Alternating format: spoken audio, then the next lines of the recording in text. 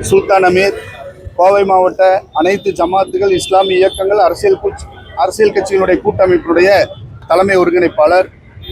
இன்றைய தேதியில் கோவை மாவட்டத்தில் ஈரானுடைய உச்சபட்ச தலைவர் அயதுல்லா அலி காமேனி அவர்கள் படுகொலை செய்யப்பட்டதை, பயங்கரவாத தாக்குதல் படுகொலை செய்யப்பட்டதை கண்டித்து இந்த ஆர்ப்பாட்டம், கண்டன ஆர்ப்பாட்டம் கோவையிலே நடைபெற்றுக் கொண்டிருக்கிறது. நாங்கள் நடத்தி கொண்டிருக்கின்றோம். ஒட்டுமொத்த இந்த தேசத்தை, உலக அமைதியை விரும்பக்கூடிய மக்கள் அனைவரும் இந்த போராட்டத்திற்கு ஆதரவு தெரிவித்திருக்கிறார்கள்.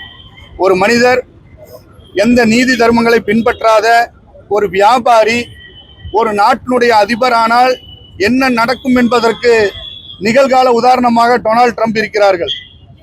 அவருடைய அனைத்து நடவடிக்கையும் வியாபாரத்தை மையமாக கொண்டே இருக்கிறது, பொருளாதாரத்தை மையமாக கொண்டே இருக்கிறது.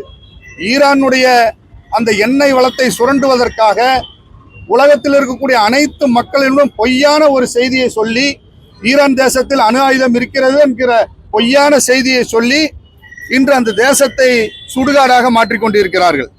இதை போலத்தான் ஏற்கனவே புஷ் அவர்கள் ஈராக்குடைய அதிபர் சதாம் ஹுசேன் அவர்களை அணு ஆயுதம் இருக்கிறது என்று தாக்கி, அதன் பிறகு அந்த தேசத்தில் அணு ஆயுதம் இல்லை என்று மன்னிப்பு கோரினார். அதுபோல இன்று அதே போல ஒரு தாக்குதலை அமெரிக்க இஸ்ரேலிய கூட்டு பாசிச பயங்கரவாத இராணுவ படை ஒரு நாட்டின் ஜனநாயக ரீதியாக தேர்வு செய்யப்பட்ட ஒரு அதிபரை அந்த ஆட்சியிலிருந்து அகற்றுவதற்கான பல்வேறு முயற்சிகள் செய்தார்கள். அது எடுபடாத காரணத்தினால் இன்று அவரை படுகொலை செய்திருக்கிறார்கள். அந்த படுகொலையை கண்டித்து இன்றைய தேதியில கோவை மாவட்டத்திலே ஆர்ப்பாட்டம் நடக்குது. அதுபோல இந்த நாட்டினுடைய பிரதமர், பாரத பிரதமர் அவர்கள் இந்த அதிபருடைய அலி காமேனி அவர்களுடைய படுகொலையை கண்டிப்பதற்கு பதிலாக ஈரான், பஹ்ரைன் மீதும் UAE மீதும் தாக்குதல் நடத்தியதை கண்டித்திருக்கிறார்கள். மரியாதைக்குரிய பிரதமர் அவர்கள், இந்த தேசத்திற்கென்று ஒரு மரியாதை இருக்கிறது.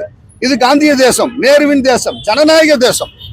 இந்த பிரதமர் 80,000 பேரை படுகொலை செய்த, பாலஸ்தீன மக்களை கொன்றொழித்த இஸ்ரேலிய பாராளுமன்றத்தில் சென்று அந்த நெதன்யாகுவை நல்ல பிரதமர் என்றும், அது இந்திய தேசத்தினுடைய தந்தை தேசம் என்றும் சொல்லி வருகிறார். அந்த தேசம் உண்மையிலேயே பாலஸ்தீன மக்களுக்கான தேசம்.